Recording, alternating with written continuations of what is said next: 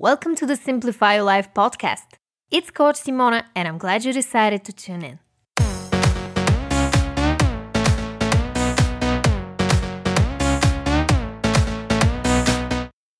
Hey everyone! In today's podcast episode, we're going to talk about how to fight boredom. And I'm going to share with you 8 creative ideas on how to overcome boredom. If you're new here, welcome. I'm Simona, certified life coach and author of the book 111 Ways to Simplify Your Life. I make weekly podcast episodes on personal development, so if that's something that you're interested in, make sure to subscribe. Before we get into my 8 fun practical ways to fight boredom, I want to spend a few seconds talking about why it actually happens. Every time we want to make a change to our current state, in this case, we want to overcome boredom, the first step is to realize the core reason for feeling bored in the first place. Although we associate boredom with having nothing to do, there are many different reasons why you may be feeling this way. In this episode, I'm going to focus on 3 of them, so that you can find out which one relates to you the most. Alright, the first reason you're bored is you're actually too stimulated, and anything less than thrilling seems boring. As someone who struggled with phone addiction in the past, I know what it's like to be spending a lot of time watching YouTube or scrolling on social media. My addiction got so bad that I started feeling anxious if I didn't watch my favorite YouTubers every single day. That was the moment I realized that something had to change.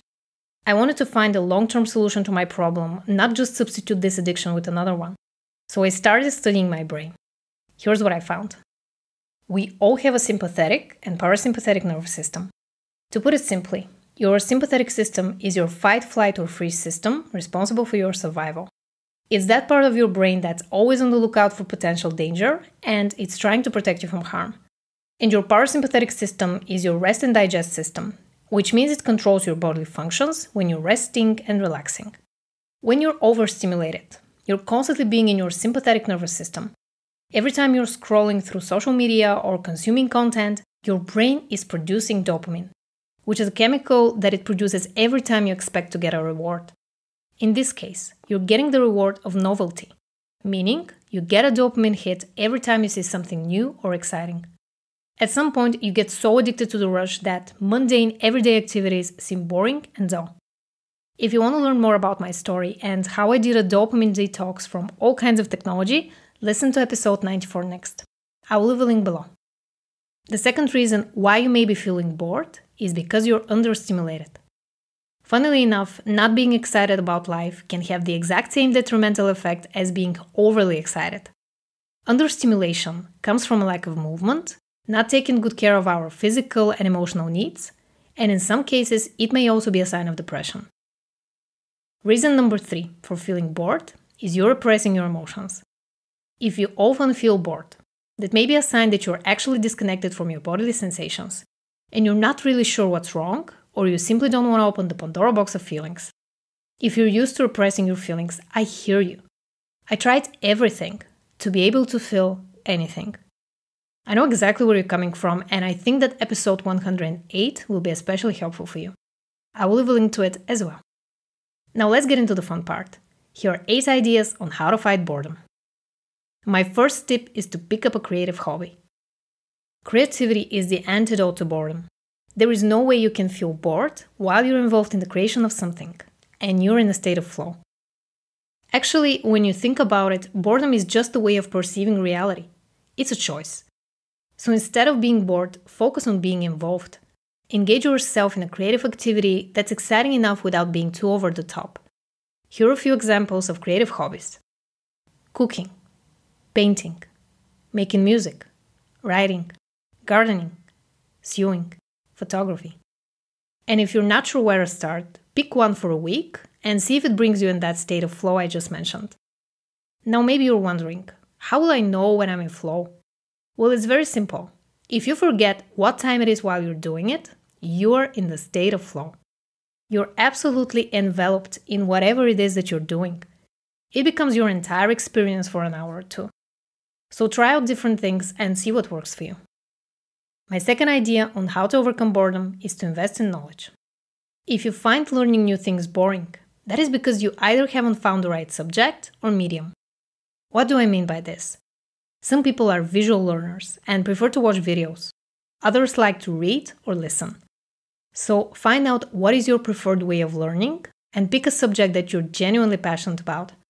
It doesn't have to be related to learning a new skill or work. It can simply be a topic that's interesting to you. The more you find exciting topics, the deeper your knowledge will grow, and you will start looking forward to the next time you can educate yourself on that topic. Which actually brings me to tip number 3. Have things to look forward to. One of the easiest ways to fight boredom is to get excited about the future. Plan some fun things to do on the weekend, or daydream about your next vacation. When you have things to look forward to, your brain will automatically switch into hunting mode, meaning you will start seeing more and more ideas on the topic that you're focused on.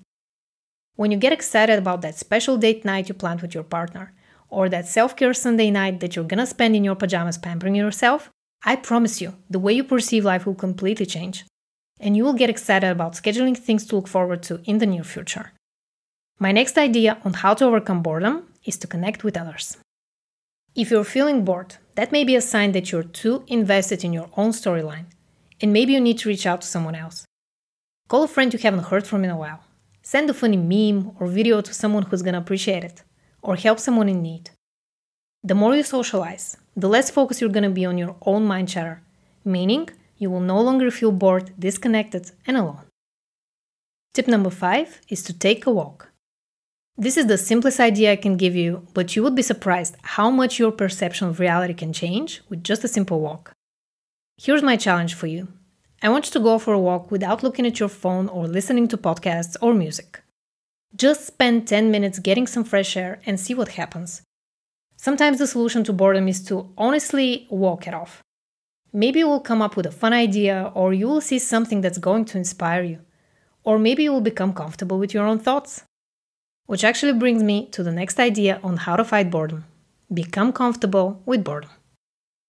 To become comfortable with boredom means to first understand what it means to you and why you're resisting it so much. So I'm going to give you some journaling questions. If you're new to journaling, it's extremely simple to do it. You don't need fancy equipment or techniques. All you need is something to write on and a few minutes of your time. Here are 3 journaling prompts that you can try out right now. 1. What does boredom mean to me? 2.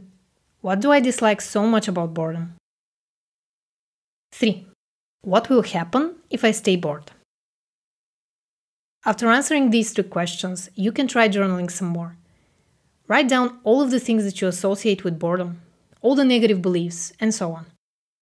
At some point, you'll probably find that you're running away from something, and boredom is a great way to mask the pain of facing that thing that you're trying to escape. So what is it? What are you trying to run away from? Is it a feeling, a person, a memory, a painful thought? Write it down. And if you want to learn my step-by-step guide on how to stop running away from your problems, make sure to listen to episode 99 next. I will leave a link below. Now, after journaling and becoming more aware of what's really going on inside, spend a few minutes with that boredom. Observe it, see what happens, and let go of the need to control. The next idea I have for you on how to overcome boredom is to move your body. I want to suggest some grounding activities such as decluttering, gardening, doing some light yoga, dancing to your favorite music, etc. By participating in activities that involve moving your body, you will get more grounded and tune into the present moment. If you want to truly fight boredom, you need to start incorporating more fun activities in the offline world. Involve yourself in any physical activity you do. Do your best to be present with whatever it is that you're doing, and you will start enjoying these activities much more than expected. My next tip on how to fight boredom is to turn life into a game. If you often feel bored, that means that you have forgotten how to appreciate life for what it is, an exciting opportunity to learn, grow, evolve, and experience as much as you can while you're still here. So bring back the fun by finding joy in the simple things in life again. See every day as a new opportunity. Be grateful for the things that you have in your life. Adopt the playful, innocent mindset you had growing up. Remember those days when you played outside for hours with your friends, or that time you explored a new city with a sense of excitement and joy. You can apply this to every single day of your life the moment you start treating it like a game. You are here to experience things. Everything that happens, good or bad, is an experience. So learn from it, let it unfold, immerse yourself in that beautiful thing called life. And if you want 111 more ideas on how to find joy in the simple things in life again, check out my book, 111 Ways to Simplify Your Life. Just click the first link in the description box below or visit coachsimona.com/book. Thank you so much for listening. If you found this episode helpful, please like it and subscribe to my channel if you don't want to miss out on my weekly podcast episodes. I'm sending you all my love, and I'll talk to you in the next one.